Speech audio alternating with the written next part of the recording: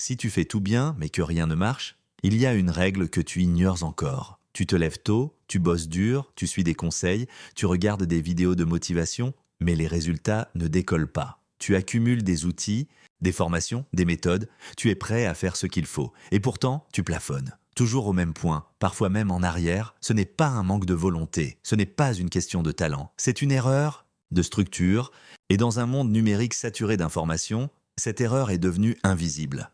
Napoleon Hill, en 1937, avait déjà compris ce qui fait basculer une vie. Pas la chance, pas l'intelligence, pas les diplômes, mais un système de pensée. Une mécanique interne, un algorithme mental. Ce que tu vas découvrir ici, c'est comment appliquer ce système à l'ère numérique de 2025. Sans te perdre, sans t'épuiser, sans attendre. Si tu veux que YouTube te propose plus de contenu comme celui-ci, laisse un commentaire maintenant, ça change vraiment l'algorithme. Tu connais sûrement cette sensation. Tu fais tout ce qu'on te dit, tu coches toutes les cases, mais les résultats ne suivent pas. Tu as lu les bons livres, tu as suivi des formations, tu as écouté les experts, les influenceurs, les coachs, tu t'es même fixé des objectifs clairs, écrits noir sur blanc. Et malgré tout ça, tu te sens bloqué, pas complètement perdu, juste au point mort, et ce n'est pas un manque d'intelligence, ce n'est pas une question de motivation, c'est quelque chose de plus subtil, mais de plus fondamental. Tu avances avec une logique qui te freine sans que tu le saches. Le piège, moderne.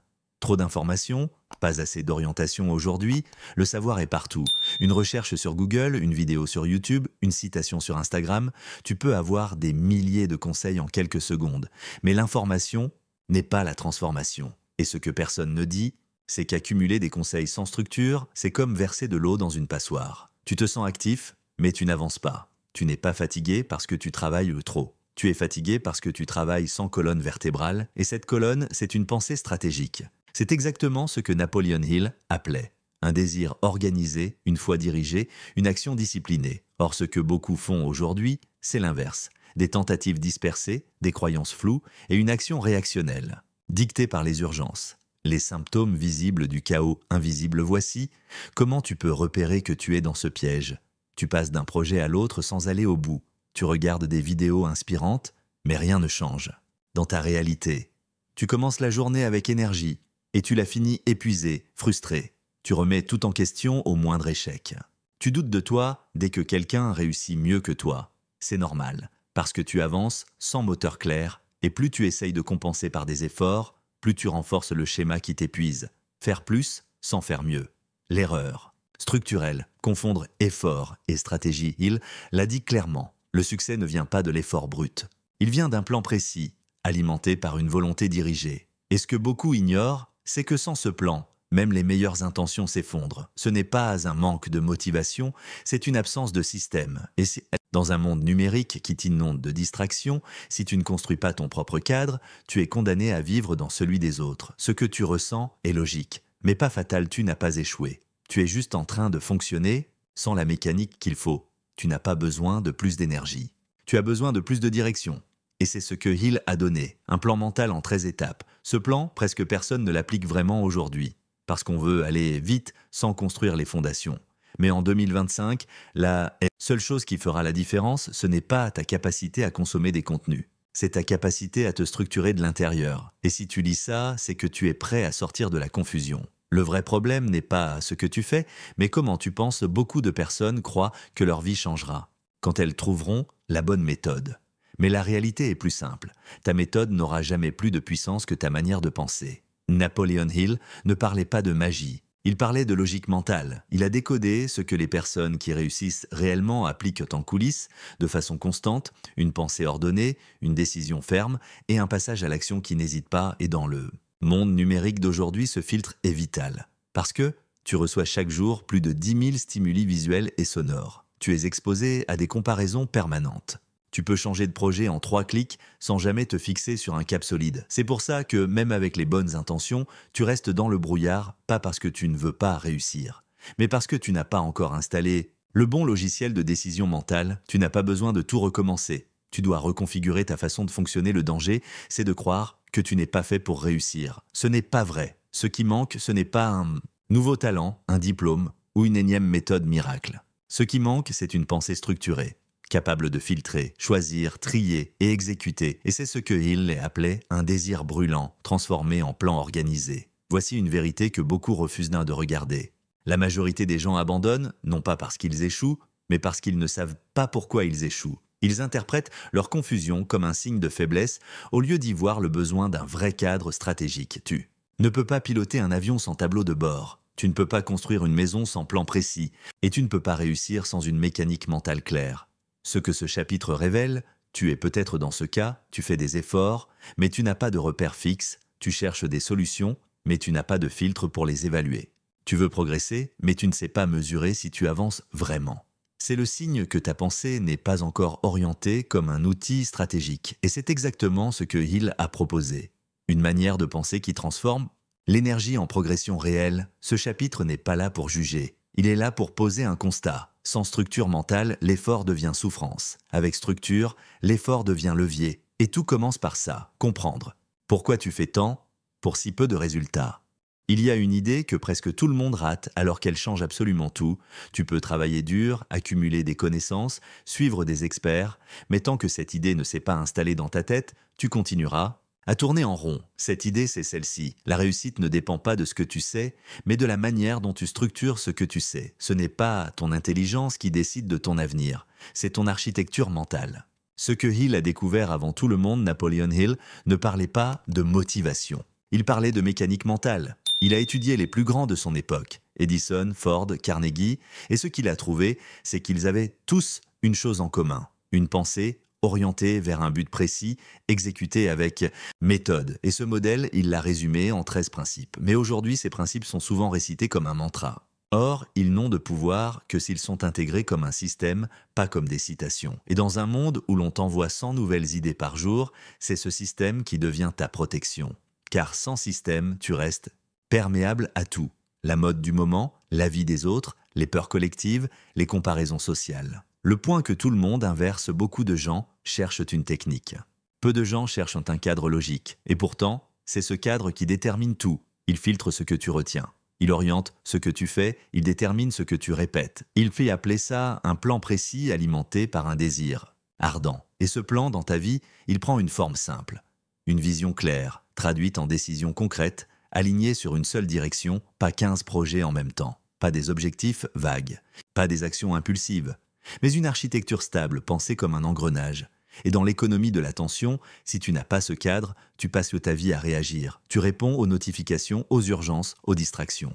Tu travailles, oui, mais tu ne construis rien. La structure mentale comme filtre stratégique, voici ce que Hill a compris et que tu dois maintenant intégrer. Ton esprit doit devenir un système de traitement, pas un simple récepteur. Tu ne dois pas tout accepter, tu ne dois pas tout tester, tu ne dois pas tout écouter. Tu dois sélectionner, structurer, exécuter. Et c'est ici que se produit le vrai changement.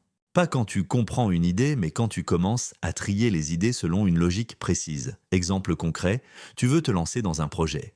Sans cadre mental, tu vas chercher trop d'infos, comparer 10 options à attendre. De te sentir prêt, douter de toi à la première difficulté avec un cadre illiant, tu vas décider ton objectif principal. Clarifier pourquoi il est non négociable. Planifier une première étape claire, poser un délai et agir. Ce n'est pas un changement de motivation, c'est un changement d'orientation logique. Le nouveau rôle du cerveau en 2025 aujourd'hui, ton cerveau n'est plus juste un outil de mémorisation. Il est devenu un centre de filtrage. Chaque jour, tu reçois des dizaines de sollicitations numériques, des comparaisons sociales constantes, des promesses de résultats immédiats. Si tu ne programmes pas ton esprit pour résister à cette pression, tu ne peux que subir. Et c'est exactement ce que Hill avait anticipé. L'individu doit apprendre à contrôler sa pensée. Pas par magie, pas par espoir, mais par choix structuré. Il ne s'agit pas de penser positif. Il s'agit de penser en ingénieur, structurer ton esprit comme un plan d'action. Parce que dans un monde saturé d'infos, seule la clarté permet de survivre mentalement. Ce que tu dois retenir, la réussite est un système, pas une sensation réfléchie à ça. Tu peux être inspiré un jour et vide le lendemain. Tu peux être motivé le matin et perdu l'après-midi. Tu peux avoir une idée brillante et ne jamais la concrétiser. Pourquoi ? Parce que sans système, tu es dépendant de ton état interne. Et ton état interne varie. Le système, lui, reste les Hill l'a codé. Ce n'est pas une suite de citations. C'est une structure mentale en 13 pièces qui se connecte comme un moteur qui transforme un désir en plan, un plan en action, une action en résultat, pas en un jour, mais de manière inévitable. Et c'est ça, le vrai déclic. La réussite ne dépend pas de ton ressenti, elle dépend de ton système interne. Application directe à ta réalité. Si tu veux que les choses changent, tu dois changer ton cadre. De traitement. Pose-toi cette série de questions simples chaque jour. Est-ce que j'ai un objectif clair aujourd'hui ? Est-ce que mes actions sont reliées à cet objectif ?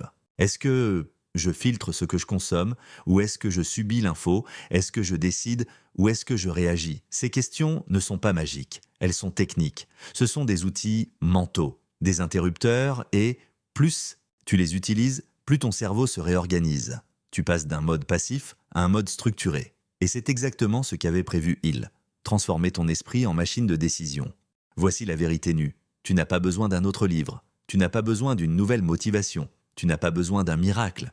Tu as besoin d'actions simples, solides, structurées. Des choses concrètes que tu peux faire dès maintenant, sans formation, sans outil spécial, sans dépendre de personne. Et c'est exactement ce que ce chapitre te livre, pas de théorie. Pas de vœux pieux, juste des étapes nettes. 1. Fixe un objectif clair et écris-le comme une commande Hill insistait. Un désir vague donne un résultat flou. Alors, prends une feuille et écris exactement ce que tu veux obtenir. Pas ce que tu espères, pas ce que tu essaies de faire. Ce que tu veux construire, exemple, je veux gagner plus d'argent. Je décide de générer 2000 € de revenus nets par mois via activité avant le date précise. C'est cette précision qui transforme un vœu en commande mentale. 2. Réserve un créneau quotidien pour exécuter. Même 30 minutes, tu n'as pas besoin de changer toute ta vie. Tu as besoin d'un créneau fixe, non négociable, pour exécuter ton plan. 30 minutes le matin, 45 minutes le soir, 1 heure le dimanche matin, peu importe. Ce qui compte, c'est la régularité, pas la durée. Sans ce créneau, tu restes en mode espoir. Avec lui, tu passes en mode construction. 3. Utilise l'autosuggestion de façon structurée. Hill ne parlait pas de répéter des phrases au hasard. Il parlait de programmer ton subconscient avec un ordre clair. Fais ceci chaque matin et chaque soir, à voix haute ou en pensée, je décide de objectifs précis. Je crois que c'est possible, j'agis chaque jour dans ce sens. Je mérite ce résultat, car je le construis. C'est court, mais puissant. Pas parce que les mots sont magiques, parce qu'ils règlent ton esprit sur une direction fixe. 4. Coupe le bruit pendant 1 heure par jour. Aujourd'hui, le vrai luxe, c'est la clarté mentale. Chaque jour, prends 1 heure sans réseau, sans notification, sans discussions inutiles. Pendant 7 heures, tu fais une chose utile pour ton objectif, pas 10, juste une tâche qui t'approche de ce que tu veux, exemple, écrire un mail stratégique, travailler sur ton offre, appeler un client potentiel, apprendre une compétence clé, heure de silence, une action solide, un avancé réel. 5. Utilise une méthode de suivi hebdomadaire simple. Hill parlait de plan organisé. Donc planifie et mesure, chaque dimanche soir, prends 10 minutes. Pour répondre à ces 3 questions, qu'ai-je fait cette semaine pour avancer ? Qu'est-ce qui a fonctionné ? Qu'est-ce que je fais mieux la semaine prochaine ? Tu écris, tu regardes, tu décides. C'est ainsi que tu passes d'un amateur dispersé à une personne qui avance avec conscience. Tu dois pouvoir mesurer que tu avances, pas en te basant sur ton ressenti, mais sur des données simples. Voici comment faire. Choisis un seul indicateur lié à ton objectif. X, nombre de contacts, euros générés, heures investies. Note-le chaque jour ou chaque semaine, sans jugement. Regarde l'évolution. Si ça monte, tu ajustes. Si ça stagne, tu ajustes. Le but n'est pas d'avoir des résultats immédiats. Le but est de rendre visible la trajectoire. Sans chiffres, tu dépends de ton humeur. Avec chiffres, tu crées une réalité mesurable. 7. Élimine une distraction inutile. Durablement, tu n'as pas besoin d'être parfait. Tu as besoin d'être allégé. Prends une habitude ou une source de distraction et élimine-la pour les 30 prochains jours. Exemple concret, supprimer TikTok de ton téléphone. Ne plus consulter tes mails avant midi. Bloquer les vidéos YouTube suggérées, ce n'est pas extrême, c'est stratégique. Tu n'as pas besoin de tout couper. Tu dois juste protéger ton énergie mentale pour mieux la diriger. 8. Partage. Ton objectif avec une personne fiable, ce point est souvent ignoré. Mais il l'a clairement dit, un cerveau seul peut créer, 2 cerveaux alignés peuvent propulser. Alors choisis une personne, pas pour te motiver, mais pour rendre des comptes, dis-lui, voici ce que je construis. Chaque semaine, je t'enverrai un point d'étape, juste pour rester responsable. Tu n'as pas besoin d'un coach, tu as besoin d'un miroir. Et cette personne joue ce rôle, sans jugement, juste un rappel que tu ne flottes pas dans l'abstrait. 9. Répète une seule action chaque jour, sans négocier. La répétition construit plus que l'intensité. Choisis une action simple liée à ton but et exécute-la tous les jours, même 5 minutes, sans exception. Exemple, appeler une personne. Écrire 100 mots, lire 3 pages ciblées. Réviser une compétence, pas parce que l'action est spectaculaire, mais parce que la discipline crée l'élan, et l'élan crée la transformation. Ce chapitre, résumé en un principe, tu n'as pas besoin de motivation permanente, tu as besoin de points fixes, visibles, répétables. Un objectif écrit, un créneau réservé, une phrase d'autosuggestion, 1 heure sans distraction, une revue hebdo, un indicateur de progrès, une distraction en moins, une personne repère, une action répétée, tu appliques ces 9 leviers. Pendant 21 jours, tu verras émerger une nouvelle structure mentale, pas dans les grandes idées, mais dans les micro-décisions. Tu n'as pas besoin de devenir une autre personne. Tu dois simplement reprogrammer la manière dont tu décides, dont tu perçois et dont tu réagis. La plupart des contenus de développement personnel t'invitent à rêver plus grand, à visualiser le succès, à vibrer positivement. Mais Hill n'a jamais parlé de vibration cosmique. Il a parlé de discipline mentale structurée. Et c'est cette discipline-là que tu vas apprendre à installer. 1. Tout commence par ton dialogue interne. La première chose à reprogrammer, ce sont les phrases automatiques que tu te répètes. Chaque jour, exemple de pensée destructrice. Je ne suis pas encore prêt. Ça ne marchera pas pour moi. Je n'ai pas assez de temps. Je dois être parfait avant de commencer. Chaque fois que tu entends l'une de ces phrases dans ta tête, tu ne dois pas argumenter. Tu dois la remplacer par une commande structurée. Exemple, je commence avec ce que j'ai. Chaque action me rend plus compétent. Je gère ce que je priorise. Le mouvement corrige l'imparfait. Ce n'est pas un mantra. C'est une reprogrammation logique. Tu changes l'ordre d'exécution dans ton cerveau. 2. Crée une routine de décision simple. Ta mécanique mentale se renforce dans les moments où tu dois choisir. Mais si tu choisis sous pression ou en improvisant, tu vas toujours revenir à tes anciens réflexes. Voici une séquence de décisions issue des principes de Hill. Tu l'appliques dès qu'un choix important se présente. Quel était mon objectif principal aujourd'hui ? Est-ce que cette option m'y rapproche ou m'en éloigne ? Qu'est-ce que je perds si je ne décide pas maintenant ? Quelle première action concrète puis-je lancer dans l'heure ? Tu ne te demandes plus « est-ce que c'est le bon moment ?» Tu te demandes « est-ce que ça aligne ou ça disperse ?» 3. Renforce tes associations mentales par l'écriture. Le cerveau ne retient pas ce qu'il entend, il retient ce qu'il associe. Alors, pour reprogrammer ta structure interne, tu dois écrire chaque matin ton objectif précis. Pourquoi ? Tu l'as choisi. Quelle est ta prochaine action ? Comment tu vas mesurer l'avancée ? Pas besoin d'un journal de 10 pages. Tu peux faire ça en 5 minutes. Mais cette répétition ancre une nouvelle architecture cognitive.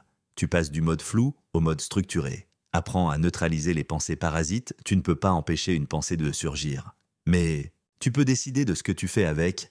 Il parlait du subconscient comme d'un champ fertile. Ce que tu y plantes régulièrement, il le fera pousser. Tu ne peux pas éliminer une pensée négative. Mais tu peux la désactiver. Voici une méthode simple. Quand une pensée de doute arrive, je ne vais pas y arriver, note-la. Juste une phrase, à côté, écris une réponse logique, non pas positive, mais solide. Exemple, je n'ai pas encore les résultats, mais j'ai les actions. Et les actions créent les résultats, relie les deux. Puis, concentre-toi sur ta tâche. Ce processus, répété plusieurs fois par semaine, va affaiblir les automatismes mentaux négatifs. 5. Détruis les boucles de suranalyse. Une des erreurs les plus fréquentes aujourd'hui, c'est la surconsommation mentale. Tu lis, tu compares, tu regardes, tu veux optimiser, et tu n'agis pas. Il appelait ça la paralysie de l'analyse. Voici une règle simple. Tout ce qui dépasse 10 minutes de réflexion sans action, distraction déguisée. Quand tu bloques de trop longtemps sur un choix, applique le filtre suivant. Est-ce que ce choix engage une conséquence irréversible ? Sinon, décide maintenant. Si oui, pose un délai court, 24 heures, puis tranche. Tu dois entraîner ton esprit à trancher net. La reprogrammation mentale passe par la décision. 6. Installe une carte mentale hebdomadaire. Chaque dimanche, tu prends une feuille ou un outil visuel simple, papier ou app, type Miro ou Notion. Tu y poses 3 colonnes. Ce que je veux. Atteindre, objectif 1, maximum 2. Ce que je vais faire cette semaine pour avancer. Ce que je dois éviter pour rester concentré. Tu affiches cette carte là où tu peux la revoir chaque jour. Ce n'est pas une liste de tâches. C'est un cadre de navigation. Une programmation externe pour soutenir ta mécanique interne.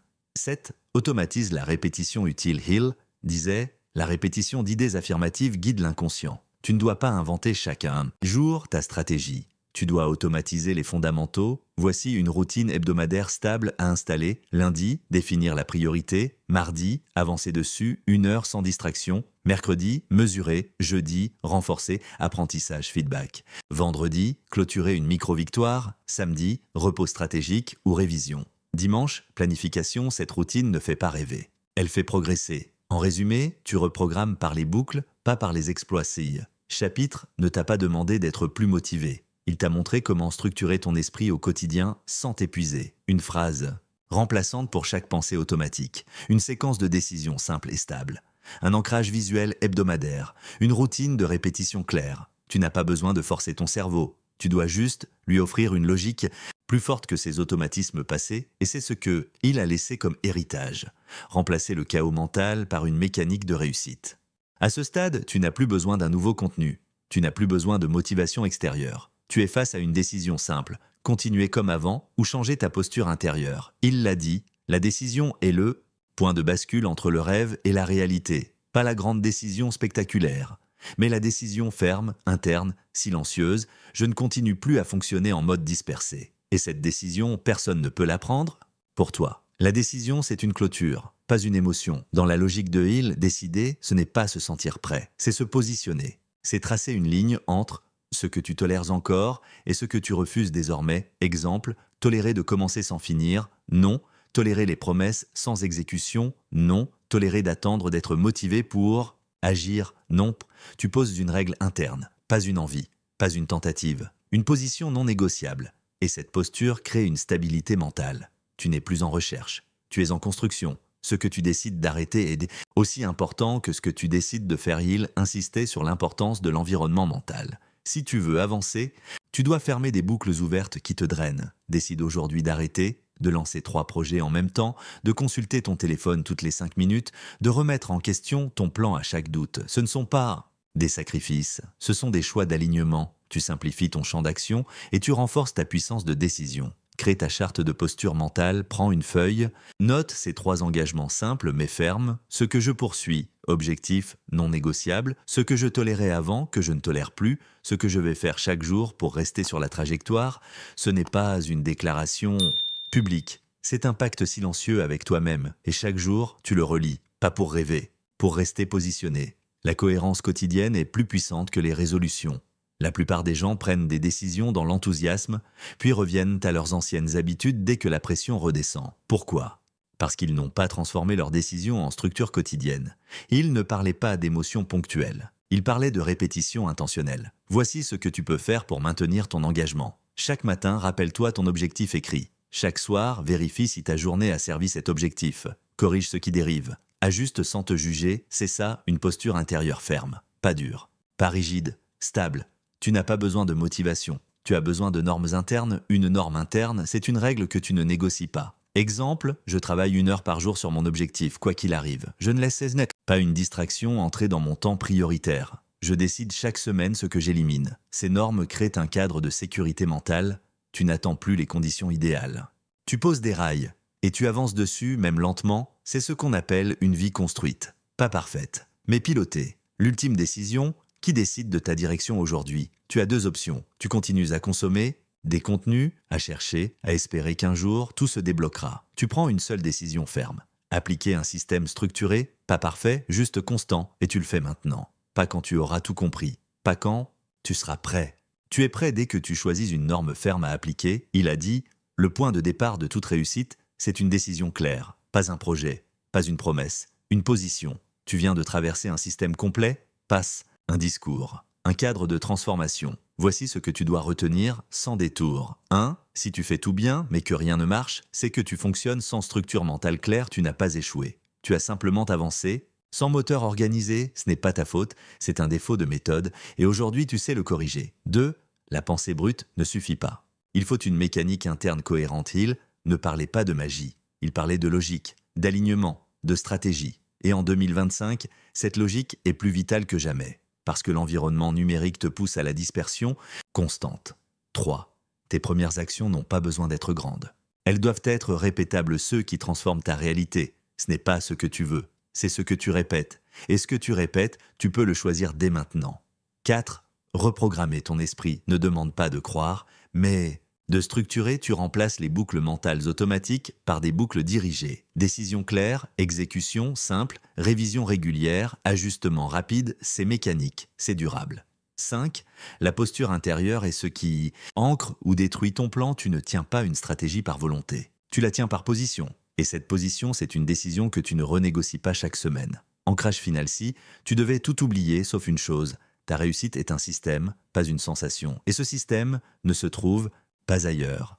Il se construit dans tes choix d'aujourd'hui. Ce que tu fais maintenant va te suivre demain. Choisis une seule chose de ce script et applique-la 3 jours. Tu verras. Et si ce que tu viens de lire t'a fait réfléchir, pause. Un mot en commentaire. Pas pour moi, pour toi. Pour marquer le moment où tu as décidé de construire autrement.